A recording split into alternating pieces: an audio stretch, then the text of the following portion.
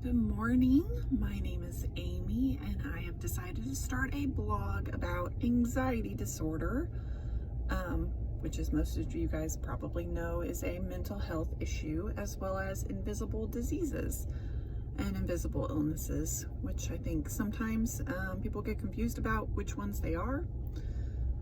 So this blog is really to help people come together and understand that they're not in this alone, and that what appears to be a pretty picture on the outside can be a lot of internal turmoil. So to give you a little bit of background about myself, I think I've had anxiety since I was about 13 years old. I remember being really sick growing up and being tossed around from doctor to doctor to try to figure out what's wrong with me. And I went to a pediatrician. My mom took me. She's the best mom ever, in case you guys are wondering. And I remember him saying something that absolutely stuck with me. He said, "What you feel is real, but your mind is creating it." And let's just talk about being 14. It's a pretty awkward stage. You're like a freshman in high school. And coming into who you are very awkwardly, with a lot of people judging you all the time as you try to make friends and assimilate to new environments. And I just remember my mind being absolutely blown. What you feel is real, but your mind is creating it. That is how I describe anxiety disorder. Now, trigger warning for anybody who has anxiety. I'm going to talk about panic attacks, and if you guys don't know what trigger warning means, it normally means I'm going to talk about something that might trigger you to have a panic attack. A lot of people say trigger warning, this is about health anxiety, which I'll get into more later, or they'll say trigger warning, relationships. It just lets you know that that's your opportunity to, if you want to tap out and not listen to it because you're not emotionally in the right place to listen to it, then you've got that opportunity. So trigger warning, I'm going to talk about panic attacks. I think people experience different levels of panic attacks, but the gist of it is it feels like you're dying. It feels like a heart attack. It feels like you begin with your heart palpitations, and then you get kind of cold sweats, or you get really hot and flushed. If you're like me, from hyperventilating from the heart palpitations, your hands and feet kind of start to tingle and go a little bit numb because you're not breathing properly. And during the worst of it, you feel completely incapacitated. And then in the recovery of it, one of my nice little side effects is shaking. I do a lot of shaking when I'm coming down from a panic attack. I haven't had a very good one in a long time. And I think I'm at a place right now where I have a lot of anxiety, but I'm coping with it okay. So I thought maybe what I do could help somebody else down the road. I am 31. I am married to a mother of a little, no, I'm not married to a mother of, I'm married to an amazing guy, and we have a 3-year-old daughter. I don't know if you know what it's like living with a 3-year-old, but our house looks like a tornado went through it on a regular basis. So for someone with anxiety, I think either you go completely OCD and you're constantly cleaning all the time, or you just finally give up and stop trying to clean the house because there's absolutely no point with a mini tornado running around. And I experience both of those. Some days is a good day and I get up and clean. Some days is a bad day and I just lay in bed, chill, watch some Netflix with her as she gets up and takes her massive toys all across the house. I also have an invisible disease. It's called celiac disease, and I also have low iron anemia. Both of these can be treated. My celiac disease is obviously no gluten. They call it brow. I can't have barley, rye, oats, or wheat.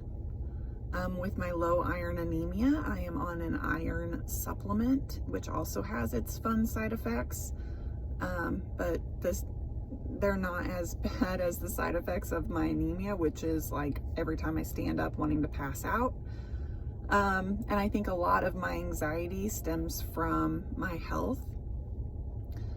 So this is really just an introduction. I wanted you guys to get to know me and get to know what I'm going to talk about and what I'd like to accomplish through this. So things I want to talk about is obviously living with anxiety. Some of the things I go through, I have to overcome. I'm actually what they would consider high functioning. I can leave my house, I can drive. I'm not anxious about driving, although I don't let anybody else drive. But I have a job, a pretty successful job. I make pretty good money. I'm a supervisor, which is extremely stressful sometimes.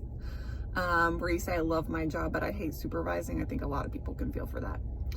I'd like to talk about invisible diseases and invisible illnesses, those that you can't see that affect you every single day.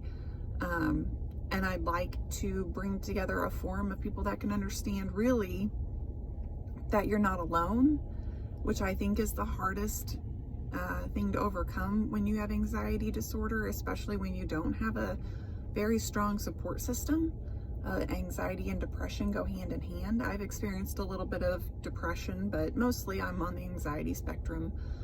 So for my first blog, I hope that this was a success. I'm going to watch it later, probably think I look like a dork and post it anyway, because this is what you're going to get when you start when you start listening to me. Right now, I am getting ready to go into a training. It's actually a kind of stressful training. They like to address things that make you uncomfortable in ways that can help you get better, so you can learn about your communication styles, how to deal with confrontation and change, which change is very empowering. The only constant in life is change, but you tell that to somebody with a anxiety disorder who has come up with a strict routine on things that work for them and then ask them to change it. Just organized chaos, really. You're just asking for a panic attack. So I'm pretty stressed getting ready to go into this meeting. It's a 3-day training. Yesterday was my first day. It was pretty rough.